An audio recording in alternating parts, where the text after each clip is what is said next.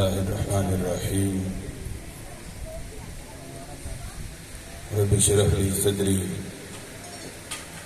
ويسر لي أمري واحلل عقدة من لساني يفقهوا قولي أحمدك اللهم يا مجيب كل سائل والصلاة والسلام على من هو أفضل الوسائل وعلى آله وأصحابه ذوي الفضائل أما بعد فأعوذ بالله من الشيطان الرجيم بسم الله الرحمن الرحيم إن الله وملائكته يصلون على النبي يا أيها الذين آمنوا صلوا عليه وسلموا تسليما اللهم صل على سيدنا ومولانا محمد وعلى آل سیدنا و مولانا محمد مبارک وسلم وصلی علیہ. مل کے محبت کے ساتھ پڑھیے الصلاۃ والسلام علیک یا سیدی یا رسول اللہ وعلی آلک و اصحابک یا سیدی یا حبیب اللہ. الصلاۃ والسلام علیک یا سیدی یا رحمت للعالمین وعلی آلک و اصحابک یا خاتم المعصومین. اللہ رب العزت جل جلالہ و عما نوالہ و عظم برہانہ و عظم شانہ کی حمد و ثنا اور امام الانبیاء تاجدار کائنات آقا علیہ الصلوۃ والسلام کے دربار گہربار میں ہدیہ درود و سلام عرض کرنے کے بعد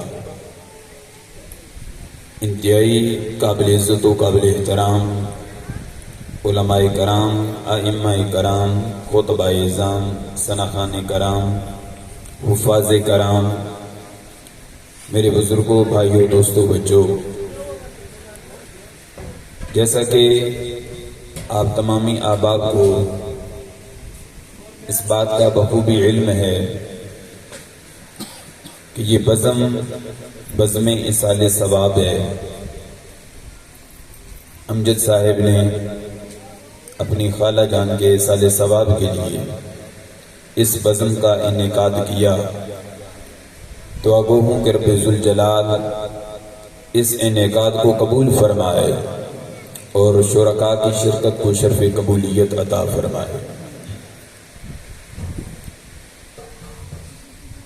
انتظامیہ کی طرف سے بھی کہا گیا اور محفل کے لحاظ سے بھی اپنے جو لمیٹڈ وقت ہے میرا اس میں انشاءاللہ اپنی بات کو مکمل کروں گا.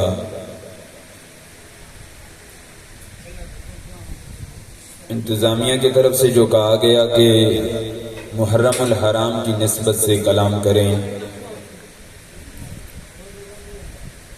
اور محفل ایصال ثواب بھی ہے تو ہم نے دونوں چیزوں کو بیان کرنا ہے.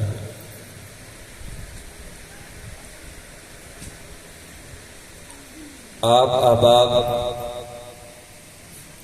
میں نہیں جانتا آپ کے اسماء مبارکہ کیا ہیں، آپ کہاں کہاں سے تشریف لائے، میں نہیں جانتا،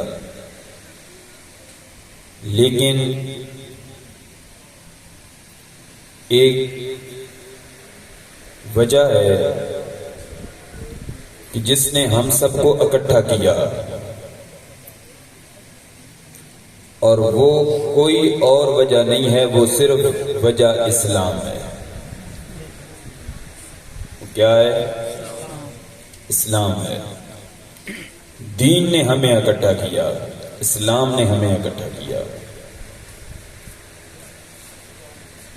محفل تو ایصال ثواب کی ہے.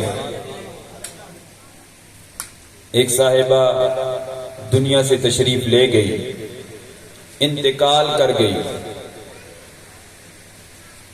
انتقال کا مطلب ہوتا ہے منتقل ہو جانا، ایک گھر سے دوسرے گھر میں منتقل ہو جانا، یا یوں کہہ لیجئے کہ عالم دنیا چھوڑ کے عالم برزخ میں چلے جانا.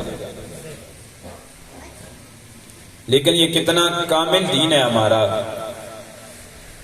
کہ اگر کوئی عالم دنیا چھوڑ کے عالم برزخ میں منتقل ہو بھی جائے تو اسلام اس کو چھوڑتا نہیں ہے.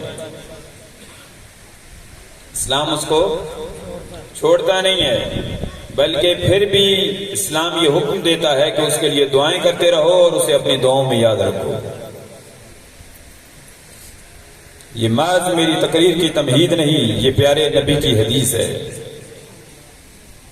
امتی امت مرحومت تدخل قبورها بذنوبها وتخرج من قبورها لا ذنوب علیہ ما المیت فی القبر الا کالغریق المتغوص ينتظر دعوة تلحقه من نبی او ام او اخ او صدیق فاذا لحقته کان احب الیہ من الدنیا وما فیها۔ یہ پیارے نبی کے فرمان ہیں۔ لیکن میں صرف تمہیداً یہ باتیں عرض کر رہا ہوں کہ قطعاً کو یہ نہ سمجھے کہ یہ محض ایک جماعت کا نظریہ ہے، یہ سارے مسلمانوں کا نظریہ ہے، اور سرکار یہ بیان فرما کے گئے ہیں، سب کچھ بتا کے گئے ہیں۔ تو یہ جو نسبت ہے اسلام کے ساتھ، اس نسبت کی بڑی افادیت ہے۔ سب کی نسبت ہے اسلام کے ساتھ۔ اسلام ایک کامل دین ہے۔ یہ الگ بات ہے کہ اتنا کامل دین ہے اور سچا دین ہے لیکن پھر بھی ہم اس سے دور ہیں، یہ ایک الگ بات ہے سچا، ٹھیک ہے جی استاد جی مانتے ہیں سچا دین ہے، لیکن اسلام کی مانیں گے نہیں۔ وجہ کیا ہے؟ وجہ یہ ہے کہ وہ جو ہمیں اسلام سے دور کرنا چاہتے ہیں اور اسلام ہم سے چھڑوانا چاہتے ہیں، وہ یہودیت ہو، عیسائیت ہو، ہندو مذہب ہو، وہ سارے کے سارے چاہتے ہیں کہ اسلام کے چاہنے والے اسلام کے بھگوڑے بن جائیں، لیکن وہ خود آ کے تو ہمیں کہہ نہیں سکتے کہ تم کافر ہو جاؤ۔ ان کو پتا ہے کافر کہیں گے تو یہ مار دیں گے آگے سے، تم کون ہوتے ہو ہمیں کہنے والے کہ کافر ہو جاؤ؟ انہوں نے کہا ان کا دماغ اس طرح چلاؤ کہ یہ خود دین سے دور ہو جائے، انہیں ایسی ایسی فلمیں دکھاؤ، ایسے ایسے ڈرامے دکھاؤ، ایسا ان کو بے حیا کر دو، ان کے کانوں میں میوزک ہو اور میوزک کا زہر سن سن کے ان کے دل منافق ہو جائیں، اس وقت یہ خود بہت دین سے دور ہو جائیں گے۔ جب دین سے دور ہو جائیں گے تو تمہارا مقصد پورا ہو جائے گا۔ آج کی یہ بزم، آج کی یہ محفل ہمیں اس چیز کی طرف راغب کر رہی ہے، ہم نے دین سے دور نہیں ہونا۔ ہمارا دین ایک کامل دین ہے، ہمارا دین ایک اکمل دین ہے، ہمارا دین ایک مکمل دین ہے۔ جس دین کی خاطر نبی نے طائف کے بازاروں میں پتھر کھائے تھے، آج اس دین کا ماننے والا دین سے بھاگتا نظر آتا ہے۔ کہا نہیں ہم دین کو پس سے پوچھ نہیں ڈالیں گے، مار جائیں گے لیکن اسلام کو ہمیشہ سینے سے لگا کے رکھیں گے۔ ایک ہے استقامت، ایک ہے، اسی بات کو سمجھو، اب آگے اس کو چلا رہا ہوں۔ ایک ہے استقامت اور ایک ہے کرامت۔ کرامت تو آپ نے سن رکھا ہے نا، کرامت بزرگوں کی کرامات، اور بعض آج کل جو نیا بھی ایک فتنہ ہے جو کرامات کا مذاق اڑاتا ہے، بزرگوں کی کرامات کا مذاق اڑاتا ہے۔ میں نے کہا تھوڑا سا ٹائم گزر گیا نا تم اسلام کے اتنے دور ہو جاؤ گے، تم پیارے نبی کے معجزوں کا بھی مذاق اڑاؤ گے۔ تم نے کہنا یہ کیسے ہو سکتا ہے کہ اس طرح انگلی ہلے اور چاند اور ٹکڑے ہو جائے، یہ کیسے ہو سکتا ہے؟ عقل ہی نہیں ہماری مانتی، تم نے معجزوں کا بھی مذاق اڑانا ہے۔ لیکن میں یہ بتا دوں اہل علم کے لیے، کرامتوں کا انکار سب سے پہلے معتزلہ نے کیا تھا۔ کس نے کیا تھا؟ معتزلہ نے کیا تھا۔ تو خیر یہ الگ موضوع ہے۔ ایک ہے کرامت، ایک ہے استقامت۔ کرامت جو کسی نیک بندے سے، ولی کامل سے فرق عادت کام ہو جائے اسے کرامت کہتے ہیں، نبی سے ہو جائے تو معجزہ کہتے ہیں۔ سمجھ رہے ہیں بات کو؟ لیکن استقامت کیا ہے؟ استقامت ہے ڈٹ جانا۔ کیا ہے؟ ڈٹ جانا، قائم رہنا، نہ بدلنا۔ ان ساری چیزوں کو استقامت کہتے ہیں۔ ایک کام شروع کیا پھر اس کو چھوڑا نہیں، اس پہ ڈٹ گیا، اس پہ قائم رہا، اس کو استقامت کہتے ہیں۔ بزرگوں سے پوچھا گیا یہ تو بتائیے کرامت بڑی ہوتی ہے یا استقامت بڑی ہوتی ہے؟ انہوں نے کہا الاستقامت فوق الکرامہ، فرمایا استقامت کرامت سے بڑی ہوتی ہے۔ استقامت کرامت سے بڑی ہوتی ہے۔ گل سمجھ آ رہی ہے؟ پھر کوئی سبحان اللہ نہ ہوا کرتے، کوئی سر شر ہلائی ہو، میں نے پتہ لگا کہ جیندے بیٹھے ہو، ذوق سے بیٹھو یار۔ انشاءاللہ آپ کا سبق پڑھا رہا ہوں، اور وہ میری عادت ہی نہیں ہے کہ جناب عوام کا ٹائم ضائع کرنا۔ جو انشاءاللہ پوائنٹ ٹو پوائنٹ بات کروں گا، انشاءاللہ آپ کہیں گے کہ واقعی ہمیں کوئی پڑھا کے گیا ہے۔ استقامت اور کرامت، الاستقامت فوق الکرامہ، استقامت کرامت سے بڑی ہوتی ہے۔ استقامت کی افادیت زیادہ ہے، استقامت کی اہمیت زیادہ ہے۔ استقامت ہر لحاظ سے اس کی اہمیت، چاہے علماء کی نگاہ میں ہو، چاہے اولیاء کی نگاہ میں ہو، چاہے مفسرین کی نگاہ میں ہو، چاہے محدثین کی نگاہ میں ہو، استقامت کی افادیت زیادہ ہے۔ اب آئیں اگلے موضوع پر۔ قرآن مجید فرقان حمید میں ایک مرتبہ بھی ہمیں نماز پڑھنے کا نہیں کہا گیا، جب بھی کہا گیا نماز قائم کرنے کا کہا گیا۔ جب بھی کہا گیا یہ نہیں ہے کہ نماز پڑھو، پر میں نماز قائم کرو، نماز قائم کرو، قائم کرنے کا کہا۔ پوچھا ہو نماز سے یہ تو بتائیے یہ پڑھنے اور قائم کرنے میں کوئی فرق ہوتا ہے؟ کہاں ہاں ہوتا ہے۔ پڑھنے میں اور قائم کرنے میں کیا کوئی فرق ہوتا ہے؟ کہاں ہاں ہوتا ہے۔ کیا فرق ہوتا ہے؟ کہا پڑھنے والا کبھی پڑھتا ہے تو کبھی ناغہ کر دیتا ہے، لیکن قائم کرنے والا جب پڑھتا ہے تو چھوڑتا نہیں ہے۔ قرآن مجید میں جب بھی حکم دیا کہا میرا مجھے ماننے والوں اور میرا کلمہ پڑھنے والوں نماز کو ناغوں کے ساتھ نہیں استقامت کے ساتھ پڑھنا ہے۔ دو دڑے پڑھی تو پھر ساتھ چڑھ گیا، نہ پڑھنی ہے تو استقامت کے ساتھ پڑھنی ہے۔ یہ استقامت کیا ہے؟ توجہ ہے آپ کی؟ یہ استقامت کیا ہے؟ کہا اگر استقامت دیکھنی ہے نا، سبحان اللہ، ذوق ذرا تھوڑا بہت ذوق ہے نا، امداد کی نہیں میں طلب کرتا، لیکن داد تو دو نا۔ یہ استقامت کیا ہوتی ہے؟ کہا اگر استقامت دیکھنی ہے تو دھرتی کربلا کی طرف دیکھ، تمہیں پتا چل جائے گا کہ استقامت کسے کہا جاتا ہے۔ وہ حق کے راہی، وہ حق پہ ایسے ڈٹ گئے، زمانہ پھسلانا چاہتا ہے، زمانہ ہٹانا چاہتا ہے، زمانہ پیچھے پھیرنا چاہتا ہے، لیکن وہ نبی کا نواسا دین پہ ایسا ڈٹ گئے، اتنی استقامت کے ساتھ کھڑا ہے، بتایا اور قیامت تک آنے والے یزیدوں دیکھنا نبی کا نواسا دین پہ قائم رہ کے بتا رہا ہے۔ کرامت اور ہوتی ہے، استقامت یہ ہوتی ہے۔ اللہ اکبر یا رسول اللہ، زندہ باد۔ استقامت یہ ہوتی ہے، سبحان اللہ، پوری یزیدیت زور لگا رہی ہے حسین بدل جائے، کہا بدلنا نہیں آتا۔ حضرت عباس رضی اللہ تعالیٰ عنہ، عباس علمدار جو کربلا کے میدان میں علمدار تھے، یہ بچپنے کا ان کا زمانہ تھا تو ان کو مولا علی پڑھا رہے تھے، پڑھا رہے تھے۔ اب مولا علی کے بارے میں ہے کہ آنا سرکار نے فرمایا انا مدینۃ العلم وعلی الباب ہوا، میں علم کا شہر ہوں اور علی اس کا دروازہ ہے۔ ایسے ہی ہے۔ اب مولا ابھی آپ کو پتہ چل جائے گا ابھی جو میں بات کرنے لگا ہوں کہ آپ کا ذہن کدھر جاتا ہے اور مولا علی کدھر جا رہے ہیں۔ فرمایا پتر بے پڑھ، واحد ایک، پڑھو ایک ایک، ایک کے بعد کیا آتا ہے؟ دو، سارا ذہن ریاضی علی کیا یہ ہماری ہے نا، یہ ہماری سوچ ہے، سب کا ذہن کہ ایک کے بعد دو آتا ہے.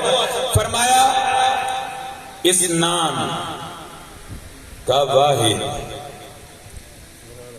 کا اسنان واحد، پتر اسنان واحد، اسنان کا دو، دو ایک. مولا علی کہتے ہیں دو، بیٹا کہتا ہے ایک. بڑی توجہ چاہتا ہوں، پڑھانے والے مولا علی ہیں اور پڑھنے والے حضرت عباس ہیں. پڑھاتے ہیں دو، پہلے ایک پڑھایا، پھر کہا دو، کہا ایک، کہا بیٹا دو کیوں نہیں کہتا؟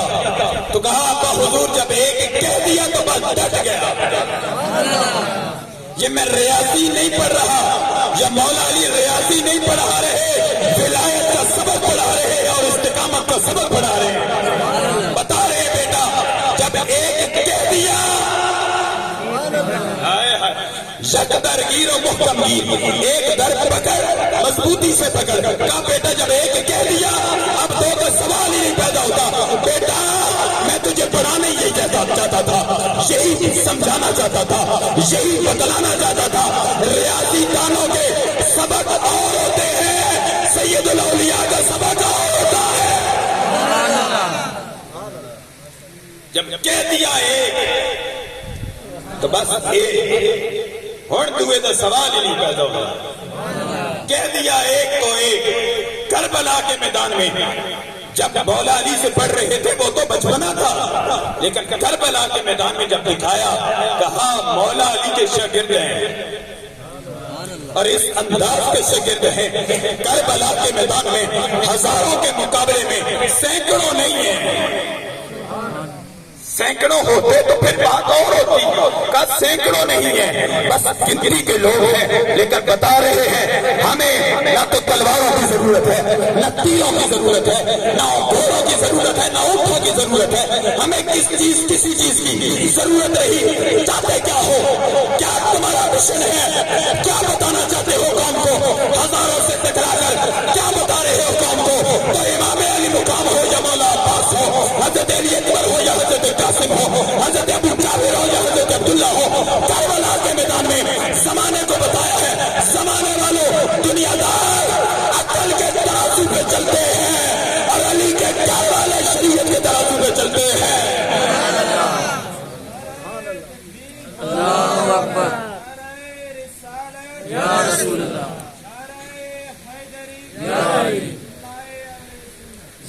ایڈا ڈھیلا دا نعرہ نہ مارو یار. بیان کربلا اور ایدہ سوڑا سا ہی نہیں بھی پھردا. نعرہ تکبیر، اللہ اکبر، نعرہ رسالت، یا رسول اللہ، حق جاریہ. کربلا کے میدان میں امام علی مقام نے استقامت دکھائی ہے. کیا دکھائی ہے؟ استقامت دکھائی ہے. تھوڑا سا پیچھے جائیں نا، حضرت بی بی مریم رضی اللہ تعالیٰ عنہ و سلام اللہ علیہ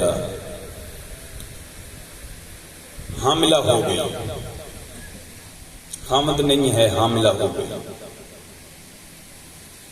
لوگوں نے تانے دینا، باتیں کرنا شروع کر دی. حکم آیا بستی سے نکل جاؤ. نکل گئی. کہا بیٹا پیدا ہونے والا ہے، نہ پانی ہے نہ کھانا ہے، کچھ بھی نہیں ہے، تو کیا؟ تو فرمایا یہ خشک ٹہنی ہے، مریم صرف اس کو ہاتھ لگا دینا، صرف ہاتھ لگا دینا، کھجوریں لگ جائیں گی، پک بھی جائیں گی، مل بھی جائیں گی. حضرت بی بی مریم سبحان اللہ، ٹہنی خشک ٹہنی کو ہاتھ لگایا، کھجوریں بھی لگ گئی، پک بھی گئی، مل بھی گئی. وہ حضرت بی بی مریم ہے. پھر تھوڑے سے اور پیچھے چلے جائیں تو ایک نبی کا لخت جگر ہے جو وہ بھی نبی ہے. حضرت ابراہیم کے لخت جگر حضرت اسماعیل. قربانی کا کہا گیا، لٹا لیا، چھری چلائی لیکن نہ چلی. چھری چلائی لیکن نہیں چلی. مولا اگر چھری نہیں چلانی تھی تو کہا کیوں؟ رب ذوالجلال کو تو ازل سے ہر چیز کا علم ہے، وہ تو جانتا ہے کہ میں ابراہیم کو کہوں گا، ابراہیم جائے گا، بیٹے کو لے جائے گا، باندھ کے لٹا لے گا، چھری چلا لے گا، لیکن چھری نہیں چلے گی۔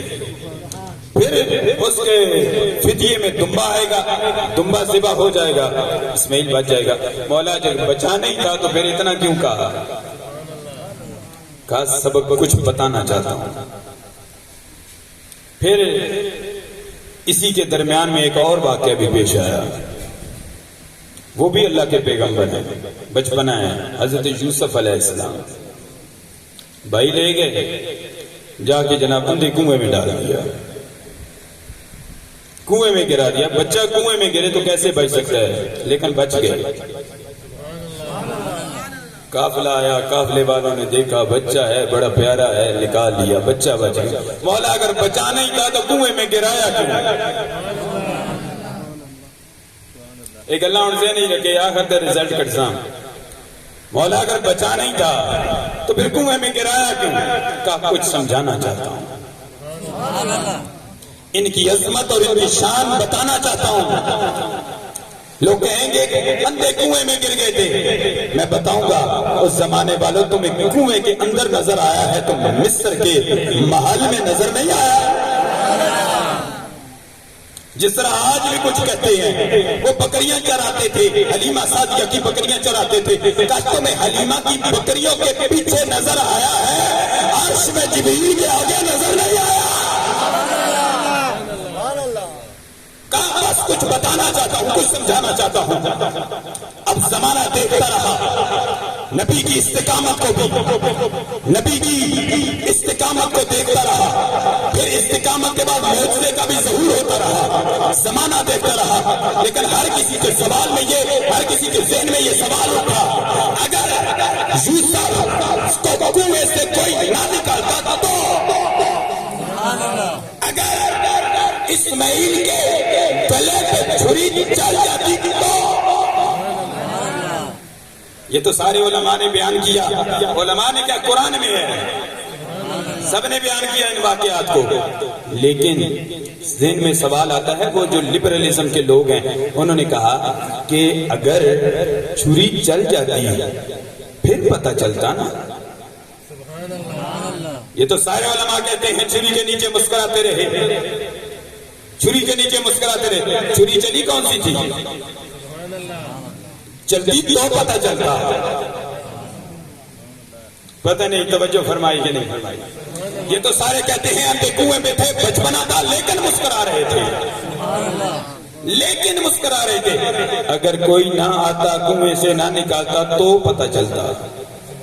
کہا صبر کرو، صبر کرو، تمہیں یہ بھی دکھائیں گے۔ تمہارے ذہنوں میں یہ سوال اٹھ رہا ہے، اگر اسماعیل کا گلا کٹ جاتا، لہو نکلتا، اپنے لگتے جگر کا لہو کا فہارا نکلتا دیکھتے، پھر پتہ چلتا ابراہیم میں کتنی استقامت ہے۔ اگر گلا کٹ رہا ہوتا پھر دیکھتے اسماعیل مسکراتا ہے کہ نہیں مسکراتا۔ اگر کنویں سے یوسف کو کوئی نہ نکالتا پھر دیکھتے کہ اندھے کنویں میں کیسے مسکرایا جاتا ہے۔ خبردار چپ کر جاؤ، دیکھو سید الانبیاء ہے اور ان کا نواسا ہے اور کربلا کی دھرتی ہے، تلواروں کا سایہ ہے، بدن لہو لہو ہے، سارا بدن زخمی زخمی ہے، چاروں طرف سے کانٹوں میں گھرا ہوا ہے پھول، چاروں طرف سے کانٹوں میں گھرا ہوا ہے پھول، پھر بھی کھلا ہوا ہے۔ جب خوش مزاج ہے تم کہتے کٹ جاتے تو کیا ہوتا؟ دیکھو چھری چل رہی ہے، خنجر چل رہی ہے، تلواریں برس رہی ہیں، تیر برسائے جا رہے ہیں، لیکن دیکھو حسین پھر بھی مسکرا رہا ہے۔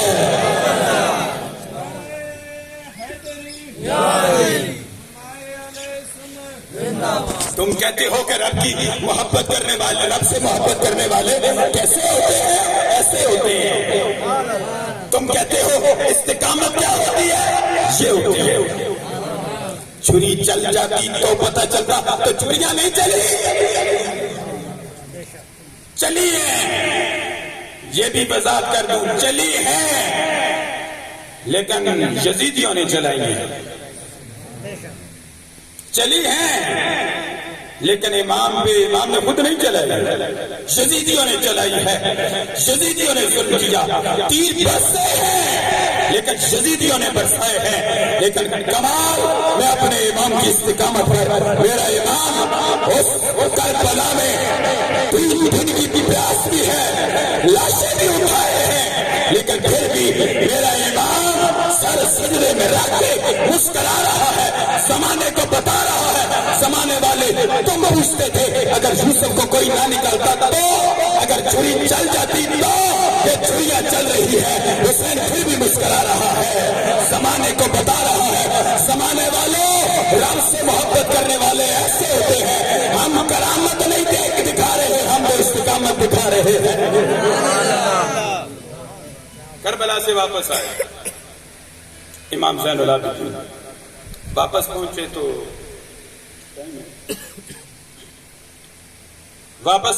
امام زین العابدین سبحان اللہ ایک کیس آ گیا، بڑا عجیب سا کیس تھا۔ کیس یہ تھا کہ ایک مائی کا بیٹا فوت ہو گیا، تو مائی نے جناب والا اس کا صبر کا پیمانہ لبریز ہو گیا، اس نے کہا جی ایک ہی سہارا ہے، اتنے بھی مر گیا۔ امام کے دربار میں آ گئی، کہنے لگے حضور کرم کیجیے، آپ کو رب ذوالجلال نے اتنی نوازشات ہیں آپ پر، آپ رب ذوالجلال کی قدرتوں کے مظہر ہیں، آپ جو چاہیں کر سکتے ہیں، تو کچھ کرم تو فرمائیں۔ ہو سکتا ہے کوئی اس بات کو بھی عقل کے ترازو پہ تولے، تو میں اس کو بھی قرآن سے پہلے بتا دیتا ہوں۔ حضرت عیسیٰ علیہ السلام کا اعلان ہے وَأُبْرِئُ الْأَكْمَحَ وَالْأَبْرَصَ وَأُحْيِي الْمَوْتَىٰ بِإِذْنِ اللَّهِ، فرمایا اکمہا آ جائے۔ میں اندھا نہیں کہتا، سارے علماء اندھا ہی کہتے ہیں، لیکن میں اندھا نہیں کہتا، میں اکمہا ہی کہتا ہوں۔ آپ پوچھیں گے کہ آپ کیوں نہیں اندھا کہتے ہیں؟ میں اس لیے نہیں کہتا کہ اکمہا اندھے کو نہیں کہا جاتا، اندھا وہ ہوتا ہے جس کی ایک آنکھ ہو اور دوسری نہ ہو، نبینا وہ ہوتا ہے جس کی دونوں ہی نہ ہو، اکمہا وہ ہوتا ہے جس کی آنکھ کی جگہ ہی نہ ہو۔ سمجھ رہے کہ نہ سمجھ رہے؟ اکمہا جس کی آنکھ کی جگہ ہی نہ ہو۔ ایسے عیسیٰ کہتے ہیں اکمہا آ جائے، میں پھونک ماروں، آنکھ لگ بھی جاتی ہے، نظر آنا بھی شروع ہو جاتا ہے۔ یہ قرآن ہے، روایت نہیں پڑھ رہا، قرآن کی آیت پڑھ رہا ہوں۔ پھر برس کا مریض آ جائے، پھونک مارتا ہوں، ٹھیک ٹھاک ہو جاتا ہے۔ اگلا جڑا دعویٰ بڑے ہی بڑا، وَأُحْيِي الْمَوْتَىٰ، اگر لاش آ ونجے تو پھونک مارا تو اٹھ کے بہ رہا نہیں۔ اب یہ بھی الگ موضوع ہے کہ حضرت عیسیٰ نے کتنے مردے زندہ کیے تھے اور کیسے کیسے کیے تھے، یہ پھر انشاءاللہ کسی موقع پہ بتاؤں گا۔ حضرت امام زین العابدین کی بارگاہ میں عورت آ گئی، کہنے لگی ایک ہی بیٹا تھا، فوت ہو گیا ہے، کچھ کریں۔ کہا صبر کرو، کہا حضور صبر تو کر رہی ہوں، لیکن بیٹا صبر سے زندہ نہیں ہو جائے گا، آپ کچھ کریں نا۔ آپ باہر تشریف لے آئے، چرپائی کے قریب آئے، ہاتھ اٹھائے، اٹھ کے بیٹھ گیا، اٹھ کے بیٹھ گیا۔ کہا مائی اور خوش ہیں؟ وہ دعائیں دے رہی ہے، رو رہی ہے اور دعائیں دے رہی ہے، کمال ہو گیا، کمال ہو گیا۔ لیکن سوال پیدا ہوا کہ اگر اتنی ہی آپ کے اندر پاور ہے، اگر اتنی ہی آپ کے اندر کرامت ہے اور اتنی پاور ہے، تو یہ ادھر کیوں نہیں دکھائی؟ کتنے ذہنوں کا سوال ہے اور جواب سنو، جواب سنے تو، لیکن ایک کنجوسی نہ جواب نہیں سننا، سارے بول سو، کیونکہ جواب سنا تو ایمان تازہ ہو جانا۔ حضرت اگر اتنا ہی کمال ہے آپ میں، تو یہ کمال ادھر کیوں نہیں دکھایا؟ کربلا کے میدان میں کٹ کٹ کے گرتے رہے، لیکن وہاں نہیں آپ اٹھائے، وہاں بازو بھی کٹ رہے تھے، لاشاں بوٹیاں بوٹیاں ہو رہی تھی، لیکن وہاں یہ کمال نہیں دکھایا۔ وجہ کیا ہے؟ کیا بتاؤں وجہ کیا ہے؟ بتاؤں وجہ کیا ہے؟ وجہ یہ ہے ہم نے اپنے رب کے ساتھ ایک معاہدہ کیا ہوا ہے۔ ہم نے اپنے رب کے ساتھ ایک عہد کیا ہوا ہے. کیا عہد؟ جب وہ مانگے تو نہ ہم نہیں کرتے. جب وہ مانگے ہم نہ نہیں اف بھی نہیں کرتے، اور جب ہم مانگے تو انکار وہ بھی نہیں کرتا. جب ہم مانگے تو انکار وہ بھی نہیں کرتا. کربلا کے میدان میں رب مانگ رہا تھا اور اسلام کی خاطر قربانی رب مانگ رہا تھا. ہم نے دیا، اکبر بھی دیا، اصغر بھی دیا، عباس بھی دیا، ٹکڑے ٹکڑے ہو گئے، لیکن ہم نے وہ تک نہیں کی. اب جب وقت آیا ہے بڈھی رونے لگی، مجھے رحم آ گیا، اب میں نے مانگا ہے. جب وہ مانگے تو ہم اف تک نہیں کرتے، چاہے جو مرضی ہو جائے. لوگ کہتے ہیں پیاسے تھے، مجبور تھے، کچھ کر نہیں سکتے تھے، اور نانا مت کہنا اس طرح. لمسے لبے حسین کو ترسا تھا پانی ریت پر. امام نہیں ترس رہے تھے، پانی ترس رہا تھا. امام اشارہ تو کریں. اگر آپ اجازت دیں تو ایک اور بات سنا دوں اگر آپ پریشان نہ ہو. امام علی مقام رضی اللہ تعالیٰ عنہ کربلا جانے سے پہلے ایک دفعہ باہر نکلے تو ایک بستی تھی چھوٹی سی. اس بستی میں تشریف لے آئے، بڑے محبین تھے. لوگ آ گئے، کہا اور بھائی سارے ٹھیک ہو؟ جی ٹھیک ہے جی. کوئی مسئلہ تو نہیں کہ ایک چھوٹی جی پریشانی ہے. کیا پریشانی ہے؟ کہا جی پانی کوئی نہیں. پانی نہیں ہے. کہا کیوں؟ کہا ایک ہی کنواں ہے، اس میں سے ساری رات اگر ویٹ کریں تو صبح ایک ڈول پانی کا نکلتا ہے. وہ ساری بستی کو کیسے پورا ہو سکتا ہے؟ امام آپ کرم فرمائے نا. امام علی مقام رضی اللہ تعالیٰ عنہ کنویں کی طرف چل پڑے. کنویں کے قریب پہنچے، دیکھا تو بالکل تھوڑا سا پانی چمک رہا ہے. کہا یہ تھوڑا سا ہی نکال لو، یہ جو آدھی پیالی ہے نا یہی نکال لو، کام بن جائے گا تمہارا. وہ پانی نکالا، امام پاک نے منہ میں لیا، کلی کی سیدھی کنویں میں. راوی کہتے ہیں پانی کنویں سے باہر آ رہا تھا، کنارے بھی نہیں روک پا رہے تھے. یہ کیا ہے؟ یہ کیا ہے؟ یہ امام علی مقام فرما رہے ہیں ہم ابھی کربلا جائیں گے، کربلا جائیں گے، پانی بند ہو جائے گا تو کچھ بے وقوف کہیں گے اوہ امام کچھ کر نہیں سکتے تھے، مظلوم تھے اور کچھ کر نہیں سکتے تھے، مجبور تھے. خبردار ایسا مت کہنا، ہم جو چاہے کر سکتے ہیں. ایسے دکھ چھوڑیے تو کنواں پانیاں نال بھر چھوڑیے.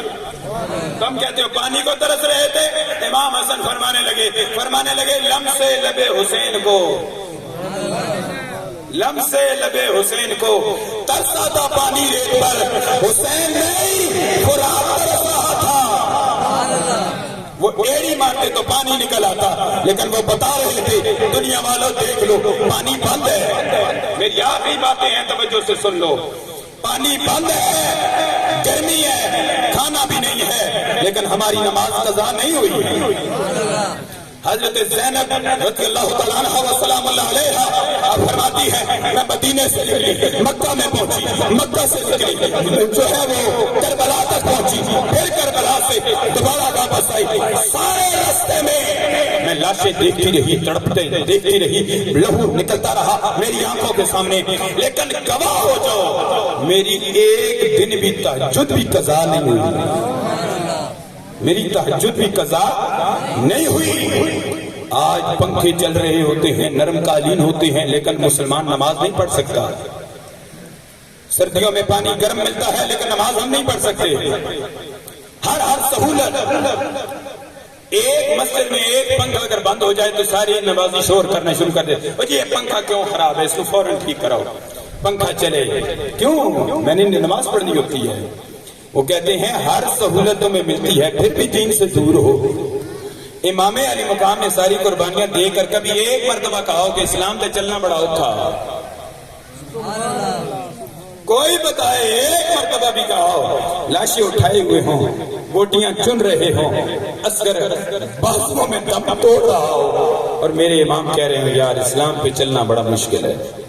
ایک بار بھی کہا نہیں، لیکن ہم نرم قالینوں پہ، پنکھے چل رہے ہیں، اے سی لگے ہیں، لیکن پھر بھی ہم صوفوں پہ بیٹھ کے کہہ رہے ہیں اسلام پہ چلنا بڑا مشکل ہے۔